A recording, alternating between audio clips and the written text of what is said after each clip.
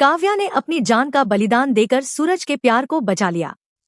ईशा को बचाने की कोशिश में काव्या अपनी जान गंवा बैठती है। सीरियल में अब एक ऐसा बड़ा ट्विस्ट आने वाला है जिसे देखकर हर कोई हैरान रह जाएगा। कहानी में होता यह है कि सूरज अवनी को अस्पताल से वापस घर लेकर आता है। तब तक सावन पूजा का उत्सव भी पूरा हो चुका होता है और सभी पत्नियां अपने पति के हाथों अपना व्रत खोलती हैं। इसी बीच जब सूरज सबके सामने भगवान को साक्षी मानकर कहता है कि मेरी पत्नी सिर्फ ईशा है और हमेशा वही रहेंगी, तो यह बात सुनकर अवनी को बहुत बुरा लगता है।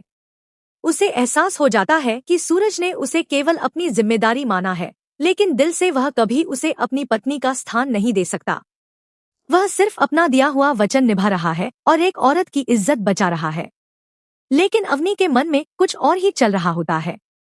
सूरज की बात सुनकर उसके सारे सपने टूट जाते हैं और उसे गहरा सदमा लगता है।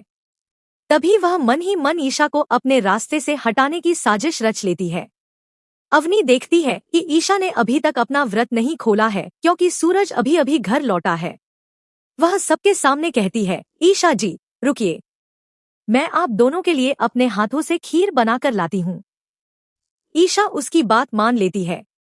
इसके बाद अवनी रसोई में जाती है, खीर बनाती है और उसमें कुछ ऐसा मिला देती है जिसे खाने से किसी की जान को खतरा हो सकता है। वहीं खड़ी काव्या को अवनी की हरकतों पर शक हो जाता है। जब अवनी खीर लेकर वापस आती है तो काव्या जानबूझकर वह खीर उससे ले लेती है और कहती है, यह खीर मैं खाऊंगी, तुम सूरज भैया और ईशा भाभी के लिए दूसरी खीर ले आओ। अवनी मजबूरी में वही खीर काव्या को दे देती है। जैसे ही काव्या वह खीर खाती है उसका सिर चकराने लगता है। वह अचानक नीचे गिर जाती है और बेहोश हो जाती है। रिया यह सब देख लेती है और तुरंत सभी को बुलाती है।